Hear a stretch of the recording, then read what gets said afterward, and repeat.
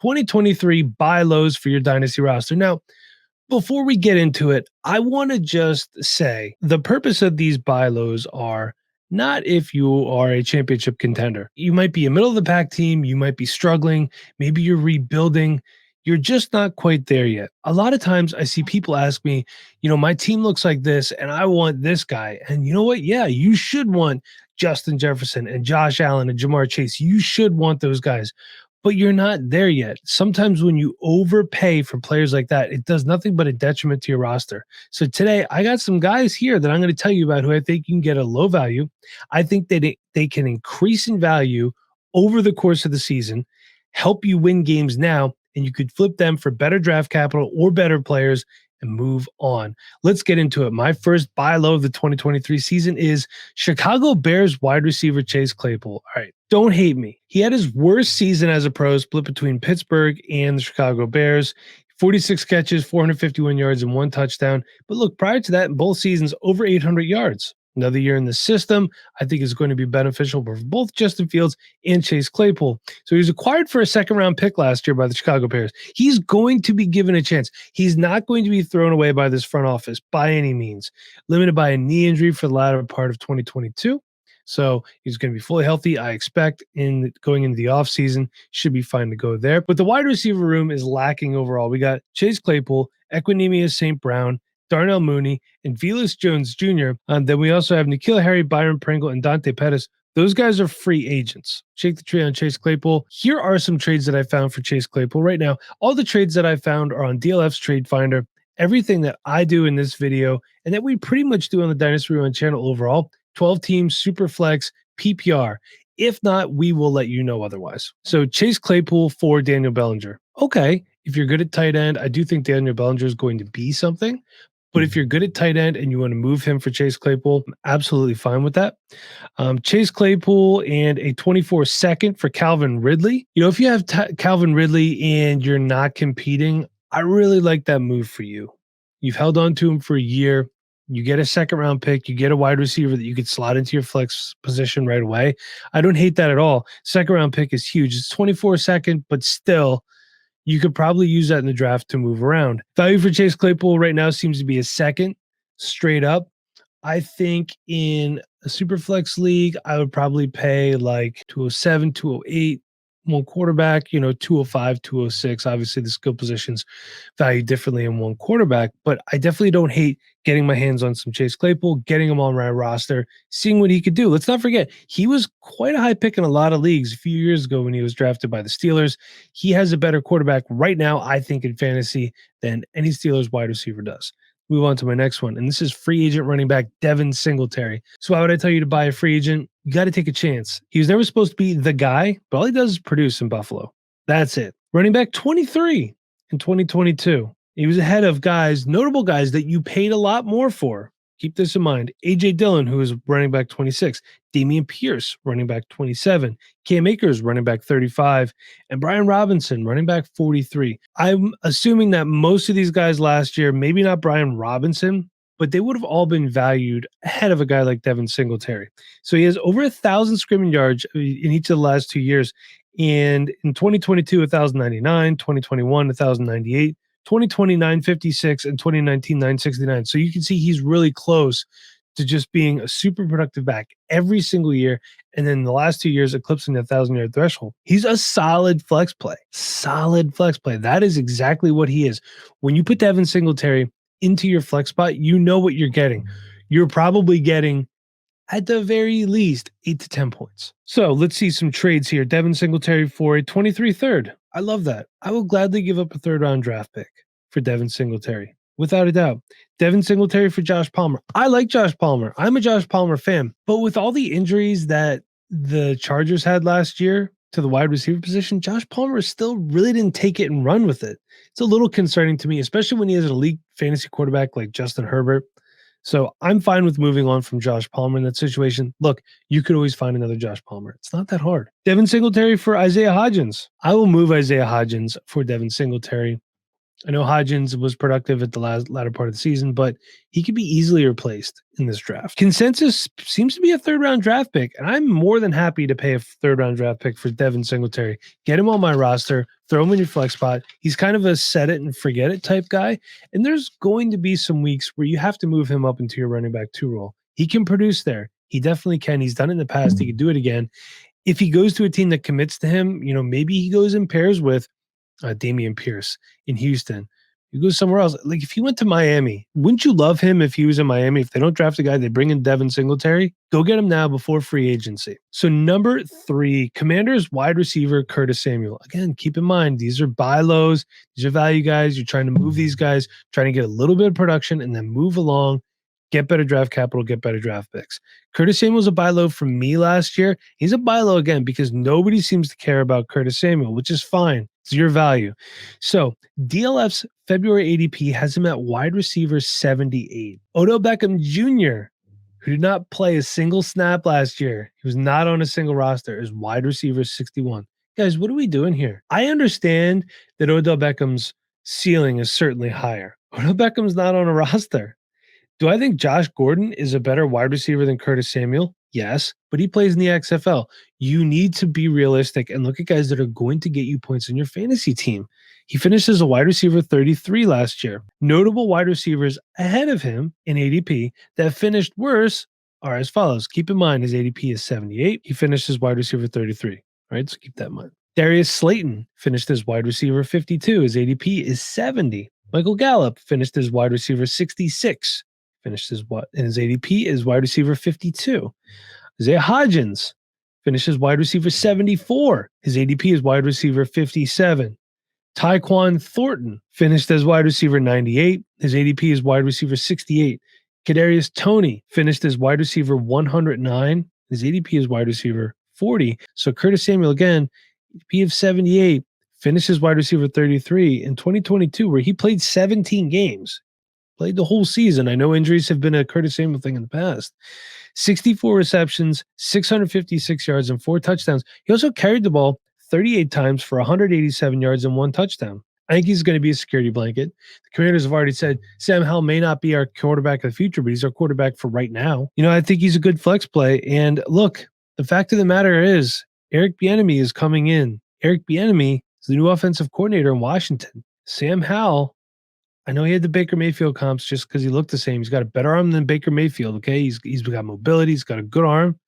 It's going to be a really exciting offense. I'm excited to get a part of it. Yes, I understand Terry McLaurin's there. Yes, I understand Jahan Dotson, second year in the system, should be fully healthy. That's why he's a buy low. Let's look at some trades. David Bell, Trey McBride for Curtis Samuel. So this one's a little tricky for me, okay? I'm not really a David Bell fan, to be honest with you, but I like Trey McBride. So this trade I probably wouldn't make. I'd probably stick with the David Bell and Trey McBride side. I think Trey McBride's going to have a really good sophomore season. I still do like Curtis Samuel. Curtis Samuel for Desmond Ridder. If it's a 1-quarterback league, gladly. If it's a super flex league, I'm probably going to hang on to Desmond Ridder. And yeah, okay, Mike, you're not really making your point by saying, well, I'm against that trade. I'd keep the other guy, but I do have to be realistic too. And I'm letting you know why I would or would make that trade. So 1-quarterback league, I'd definitely make that. Super flex league, probably hang on to Desmond Ridder. And Curtis Samuel for Noah Brown. Give me Curtis Samuel all day. Look, I'll pay a third if it has to be a late second. I'm willing to take that chance. Or if it could be a second-round pick next year, I'm fine with that. Remember, don't be afraid to move draft capital from next year if you have to. You have an entire season to get that back. If you're not sure what to do when you're on the clock, then you could trade out for next year's draft capital.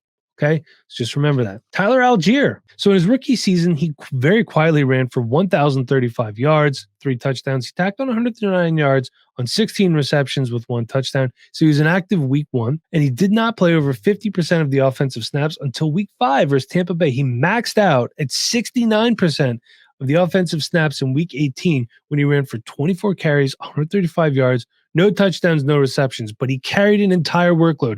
24 carries for 35 yards, is an NFL workload. My goal here with Tyler Algier is to use him as a hopeful running back too if I have a bad team or a flex play. Ideally, flip him to upgrade later. He's running back 29 last year. And I think he does better as Cordell Patterson is aging. Bring their stats up side by side. Tyler Algier, statistically better than Cordell Patterson the entire season. So running backs around him and finish wise, keep in mind running back 29 that I think could drop out next year, help him move up. Latavius Murray, probably not going to be valuable. Jeff Wilson Jr. and Raheem Mostert. So let's look at some trades here. Tyler Algier for Russell Gage and Jacoby Myers. Jacoby Myers is a free agent, and Russell Gage is just kind of whatever at this point. Give me Tyler Algier. I'm gonna take the chance on Tyler Algier. Tyler Algier for 24-second. Okay, again, don't be afraid to move next year's draft capital for something now. And I understand that you might not be able to get a second back for him in this circumstance, but you could probably upgrade a player, or even if it's a player of a similar trajectory and you get additional draft capital on top of it, that's still a win for me. Tyler Algier for Dak in a one quarterback league. I think I still want Dak here. Yeah, I was a little perplexed by that one. I think that's a downgrade if you're the Dak owner. And the reason I put this trade on here is I'm trying to tell you don't make trades like that. I still want that. Even if my other quarterback is Patrick Mahomes or Josh Allen, I'm not going to take a loss on Dak just because it's a one quarterback league. Okay, don't do that. If you want to trade for Tyler Algier, it should be Tyler Algier plus on top of it to get that trade done.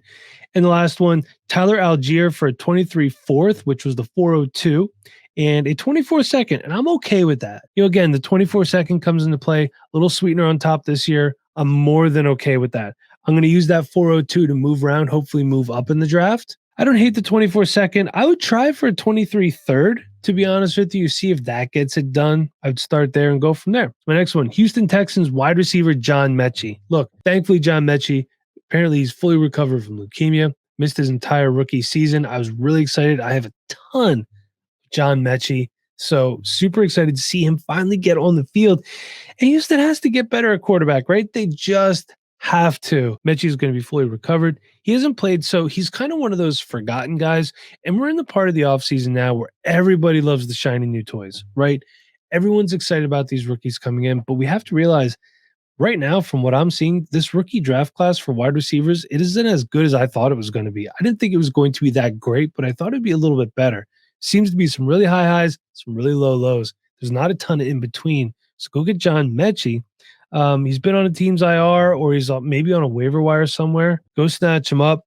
Some trades I've seen in, he was a lot of throw-ins. So finding trades for him straight up was really tough. But John Mechie for a 23 third and a 23 fourth, by all means, fire that trade up for me. John Mechie, the 303 for the 208. All right, so you're getting rid of the 208, but you get John Mechie and you're moving back like 5 draft spots. By all means, I am more than okay with doing that, because even though you're moving back, you're getting an additional draft capital. I'll gladly pay a third for John Mechie all day. If it's a third and a fourth, or a fourth this year and a third next year, that's fine too. Moving on, number 6, our last one, then I have a few honorable mentions for you. Jake Ferguson, Dallas Cowboys tight end. Dalton Schultz, he's a free agent. I don't know if the Cowboys can afford to re-sign him. Jake Ferguson played pretty well in Schultz's absences last year. He's a 4th-round draft pick, unlike his teammate Peyton Hendershot, who's UDFA out of Illinois. He's loved by the coaching staff from everything I've seen and heard online. He played decent, again, in Schultz's absence. One thing that I saw, too, was, and I know this doesn't get you fantasy points, but it's important because it gets the player on the field, is that fantastic blocker. Coach is raving about his blocking. Keeps you on the field, helps you stay active in the game. You definitely get your chance when you're a good blocker. So the 2022 season, not much, but again, he was a rookie. Tight ends take a little bit, so go get him now. 19 catches, 174 yards, and 2 touchdowns. All right, so it's something. So let's look at some trades that I've seen for Jake Ferguson. Jake Ferguson for Kenneth Gainwell. I'm going to be realistic with you. I don't want to make this trade unless I know that Jake Ferguson is a starting tight end for the Dallas Cowboys next year. Here's why. Yes, I am an Eagles fan. I love the Kenneth Gainwell pick in the 5th round. He's bulked up. You saw the playoffs, saw what he did all throughout the playoffs. There's a possibility he's the primary ball carrier, or if he's not, he's the running back 2 on the team. He's going to get a lot of workload.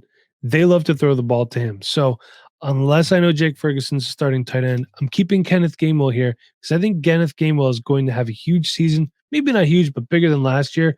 I was considering him for a buy low, but I don't think you can buy low on Kenneth Gainwell right now. Jake Ferguson for Juwan Johnson. I can't do that trade. I have to keep Juwan Johnson. Okay, Adam Troutman is never going to be a thing, apparently. Juwan Johnson was a top 10 tight end last year. So again, unless I know that Jake Ferguson is the starting tight end for the Dallas Cowboys. I'm going to hold on to Juwan Johnson. Jake Ferguson for Diami Brown and Brock Wright. Yes, give me Jake Ferguson in that circumstance. I like Diami Brown. Brock Wright's kind of whatever, but still, I'm going to take Jake Ferguson. So I would pay a late second, early third for him straight up right now if I could get him for that. And I think I could. Maybe that might not seem like a super buy low, but you need tight ends. The landscape is and always has been, and sometimes will always be atrocious. So go get Jake Ferguson, stash him on your roster right now. Let's do some honorable mentions. These are guys I don't want to spend a ton of time on, but I do want to talk about briefly. Tampa Bay Buccaneers don't have a quarterback. Go buy Kyle Trask, okay? He was a second-round draft pick. I think he gets a chance. Throw in trade. Maybe he's a throw in a trade for something else. Maybe you throw a 4th or 5th round pick at him. I don't know. Try to get him. It can't hurt, right? If he doesn't do anything for you, he's never done anything for you. You got him cheap. If he starts and you want him to be your guy, he can be your guy, or you can move on. I talked about Kenneth Gainwell before. You could try to buy him low. You could try. I mean, I think a late second would be a buy low on him. I don't think it's going to happen the more I think about it. I want to get more Kenneth Gainwell if you can. Maybe you find a guy who's got a team. He has Kenneth Gainwell, not much else. Convince him, hey, listen, pal, this running back class is fantastic. You're going to get a guy in the late second that's going to do more for you this year than Kenneth Gainwell. And David Montgomery. People like to hate David Montgomery. I don't know why. He's actually a really good running back. He's going for 3rd and 4th round picks right now, which is absolutely freaking insane. The fact that Kenneth Gainwell is going for higher than David Montgomery is insane. I want him to go to New Orleans. Imagine him with Alvin Kamara. That would be a fantastic combination. Alvin Kamara could get suspended. There's a possibility that David Montgomery is super, super productive for you early on in the season. So go grab these guys. Let me know what you think. Do you like videos like this? Do you want to see more? Let me know down below. Don't forget to hit us up, patreon.com/Dynasty Rewind. I'm available almost 24 hours a day. You can DM me there. Love to hear some feedback from you. Hit that subscribe button. Thanks for watching, everybody.